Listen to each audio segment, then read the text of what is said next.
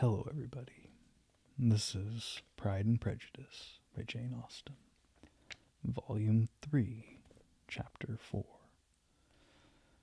Elizabeth had been a good deal disappointed in not finding a letter from Jane on their first arrival at Lambton, and this disappointment had been renewed on each of the mornings that had now been spent there. But on the third, her repining was over, and her sister justified by the receipt of 2 letters from her at once, on one of which was marked that it had been missent elsewhere. Elizabeth was not surprised at it, as Jane had written the direction remarkably ill. They had just been preparing to walk as the letters came in, and her uncle and aunt, leaving her to enjoy them in quiet, set off by themselves. The one missent must be first attended to. It had been written 5 days ago. The beginning contained an account of all their little parties and engagements, with such news as the country afforded. But the latter half, which was dated a day apart, and written in evident agitation, gave more important intelligence. It was to this effect: "Since writing the above, dearest Lizzie, something has occurred of a most unexpected and serious nature, but I'm afraid of alarming you. Be assured that we are all well. What I have to say relates to poor Lydia. An express came at 12 last night, just as we were all gone to bed, from Colonel Forster, to inform us that she was gone off to Scotland with one of his officers. To own the truth, with Wickham. Imagine our surprise. To Kitty, however, it does not seem so wholly unexpected. I'm very, very sorry. So imprudent a match on both sides. But I'm willing to hope the best, that his character has been misunderstood. Thoughtless and indiscreet, I can easily believe him, but this step, and let us rejoice over it, marks nothing bad at heart. His choice is disinterested, at least, for he must know my father can give her nothing. Our poor mother is sadly grieved. My father bears it better. How thankful am I that we never let them know what has been said against him. We must forget it ourselves. They were off Saturday night about 12, as I conjectured, but were not missed till yesterday morning at 8. The express was sent off directly. My dear Lizzie, they must have passed within 10 miles of us. Colonel Forster gives us reason to expect him here soon. Lydia left a few lines for his wife, informing her of their intention. I must conclude, for I cannot be long from my poor mother. I'm afraid you will not be able to make it out, but I hardly know what I have written." Without allowing herself time for consideration, and scarcely knowing what she felt, Elizabeth, on finishing this letter, instantly seized the other, and opening it with the utmost impatience, read as follows. It had been written a day later than the conclusion of the first. "By this time, my dearest sister, you have received my hurried letter. I wish this may be more intelligible, but though not confined for time, my head is so bewildered that I cannot answer for being coherent. Dearest Lizzie, I hardly know what I could write, but I have bad news for you, and it cannot be delayed. Imprudent as a marriage between Mr. Wickham and our poor Lydia would be, we're now anxious to be assured it has taken place, for there is but too much reason to fear they are not gone to Scotland. Colonel Forster came yesterday, having left Brighton the day before, not many hours after the express. Though Lydia's short letter to Mrs. F. gave them to understand that they were going to Gretna Green, something was dropped by Denny expressing his belief that W. never intended to go there, or to marry Lydia at all, which was repeated to Colonel F., who, instantly taking the alarm, set off from B., intending to trace their route. He did trace them easily to Clapham, but no further, for on entering that place they removed into a hackney coach and dismissed the chaise that brought them from Epsom. All that I know after this is that they were seen to continue to London Road. I know not what to think after making every possible inquiry on that side. London, Colonel F. came on to Hertfordshire, anxiously renewing them at all the turnpikes and at the inns in Barnet and Hatfield, but without any success. No such people had been seen to pass through. With the kindest concern he came on to Longbourn and broke his apprehensions to us in a manner most creditable to his heart. I'm sincerely grieved for him and Mrs. F., but no one can throw any blame on them. Our distress, my dear Lizzie, is very great. My father and mother believe the worst, but I cannot think so ill of him. Many circumstances might make it more eligible for them to be married privately in town than to pursue their first plan. And even if he could form such a design against a young woman of Lydia's connections, which is not likely, can I suppose her so lost to everything? Impossible. I grieve to find, however, that Colonel F. is not disposed to depend upon their marriage. He shook his head when I expressed my hopes, and said he feared W. was not a man to be trusted. My poor mother is really ill, and keeps her room. Could she exert herself, it would be better, but this is not to be expected, and as to my father, I never in my life saw him so affected. Poor Kitty has anger for having concealed their attachment, but as it was a matter of confidence, one cannot wonder. I'm truly glad, dearest Lizzie, that you have been spared something of these distressing scenes. But now, as the first shock is over, shall I own that I long for your return? I'm not so selfish, however, as to press for it, if inconvenient. Adieu. I take up my pen again to do what I have just told you I would not, but circumstances are such that I cannot help earnestly begging you all to come here as soon as possible. I know my dear uncle and aunt so well that I'm not afraid of requesting it, though I have still something more to ask of the former. My father is going to London with Colonel Forster instantly to try to discover her. What he means to do, I'm sure I know not, but his excessive distress will not allow him to pursue any measure in the best and safest way, and Colonel Forster is obliged to be at Brighton again tomorrow evening. In such an exigence, my uncle's advice and assistance would be everything in the world. He will immediately comprehend what I must feel, and I rely upon his goodness. Oh, where is my uncle? Cried Elizabeth, darting from her seat as she finished the letter, in eagerness to follow him without losing a moment of the time so precious. But as she reached the door, it was opened by a servant. Mr. Darcy appeared. Her pale face and impetuous manner made him start, and before he could recover himself enough to speak, she, in whose mind every idea was superseded by Lydia's situation, hastily exclaimed, I beg your pardon, but I must leave you. I must find Mr. Gardiner this moment, on business that cannot be delayed. I have not an instant to lose. Good God, what's the matter? Cried he, with more feeling than politeness.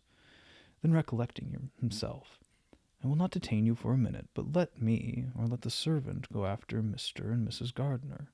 You're not well enough. You cannot go yourself. Elizabeth hesitated, but her knees trembled under her, and she felt how little would be gained by her attempting to pursue them. Calling back the servant, therefore, she commissioned him, though in so breathless an accent as made her almost unintelligible, to fetch his master and mistress home instantly. On his quitting the room, she sat down, unable to support herself, and looking so miserably ill that it was impossible for Darcy to leave her, or to refrain from saying in a tone of gentleness and commiseration, Let me call your maid. Is there nothing you could take to give yourself relief? A glass of wine? Shall I get you one? You're very ill. No, I thank you, she replied, endeavoring to recover herself. There's nothing the matter with me. I'm quite well. I'm only distressed by some dreadful news which I have just received from Longbourn. She burst into the tears as she alluded to it, and for a few minutes could not speak another word. Darcy, in wretched suspense, could only say something indistinctly of his concern, and observe her in compassionate silence. At length she spoke again. I've just had a letter from Jane, with such dreadful news. I cannot be concealed from anyone. My youngest sister has left all her friends, has eloped, has thrown herself into the power of Mr. Wickham. They are gone off together to Brighton. You know him too well to doubt the rest. She has no money, no connections, nothing that can tempt him to. She's lost forever. Darcy was fixed in astonishment. When I consider, she added in a yet more agitated voice, that I might have prevented it, I who knew what he was, had I but explained some part of it only, some part of what I learnt to my own family, had his character been known, this could not have happened. But it's all too late now. I'm grieved indeed, cried Darcy. Grieved, shocked.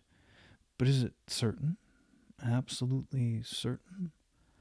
Oh, yes, they left Brighton together on Sunday night and were traced almost to London, but not beyond. They're certainly not gone to Scotland.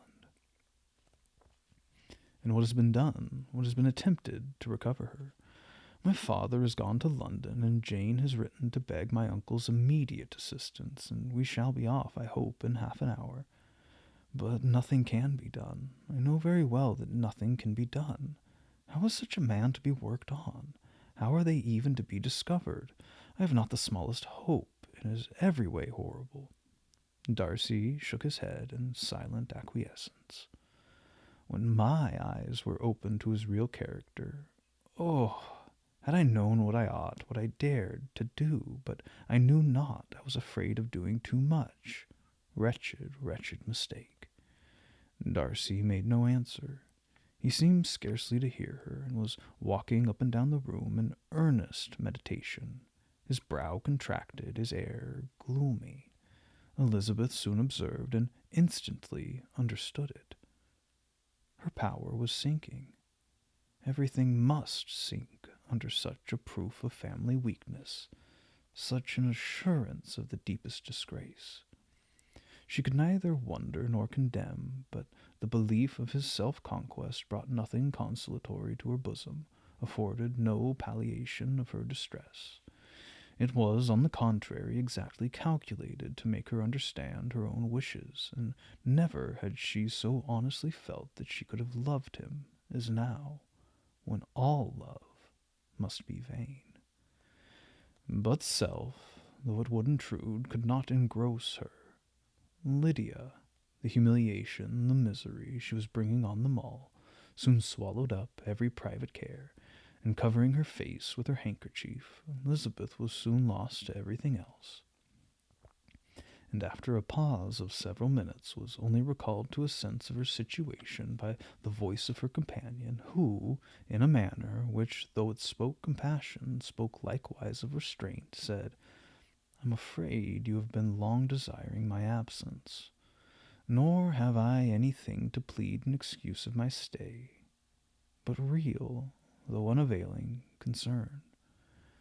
Would to heaven that anything could be said or done on my part that might offer consolation to such distress. But I'll not torment you with vain wishes, which may seem purposely to ask for your thanks. This unfortunate affair will, I fear, prevent my sister's having the pleasure of seeing you at Pemberley today. Oh, yes, be so kind as to apologize for us to Miss Darcy. Say that urgent business calls us home immediately. Conceal the unhappy truth as long as it is possible. I know it cannot be long.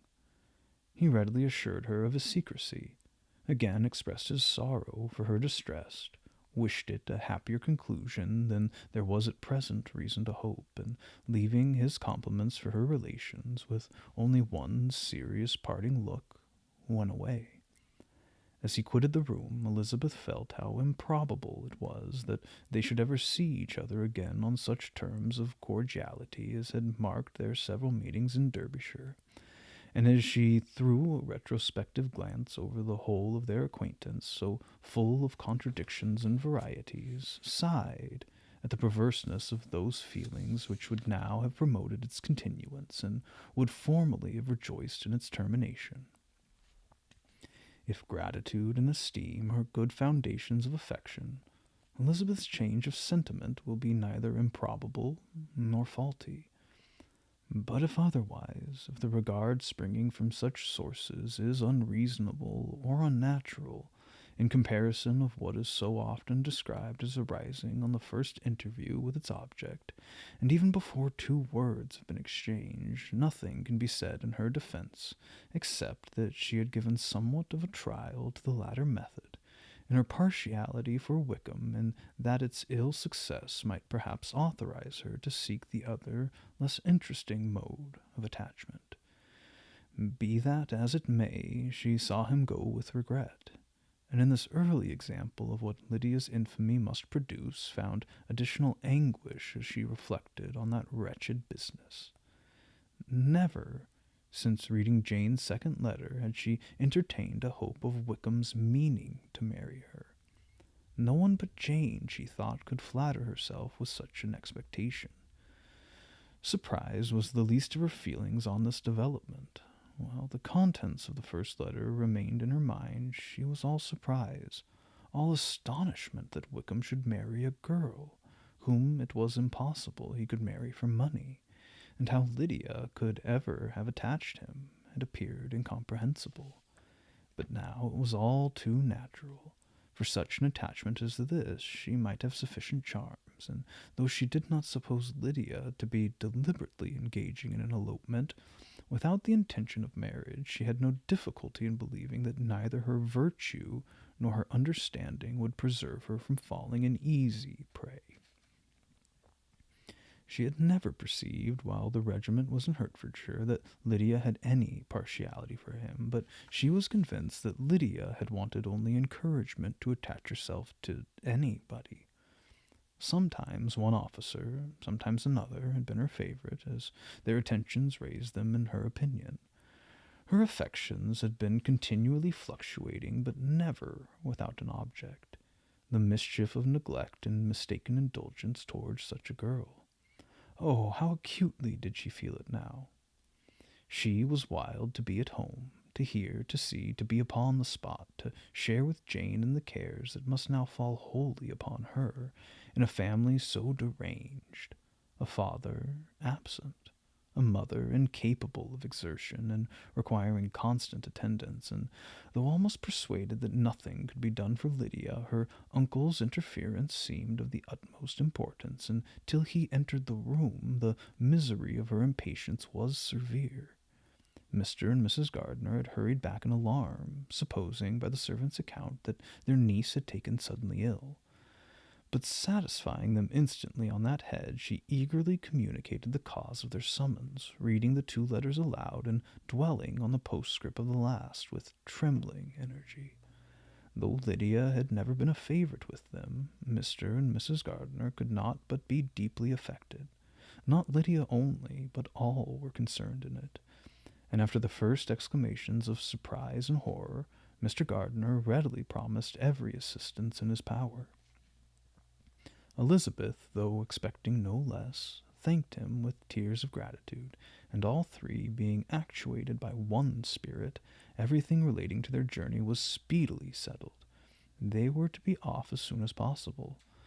"What's to be done about Pemberley?" cried Mrs. Gardiner. "John told us Mr. Darcy was here when he sent for us. Was it so?" "Yes, and I told him we should not be able to keep our engagement. That is all settled." "That's all settled," repeated the other, as she ran into the room to prepare. "And are they upon such terms as for her to disclose the real truth? Oh, that I knew how it was!" But wishes were vain, or at best could serve only to amuse her in the hurry and confusion of the following hour. Had Elizabeth been at leisure to be idle, she would have remained certain that all employment was impossible to one so wretched as herself. But she had her share of business as well as her aunt, and amongst the rest there were notes to be written to all their friends in Lambton, with false excuses for their sudden departure. An hour, however, saw the whole completed, and Mr. Gardiner, meanwhile, having settled his account at the inn, nothing remained to be done but to go. And Elizabeth, after all the misery of the morning, found herself, in a shorter space of time than she could have supposed, seated in the carriage, and on the road to Longbourn.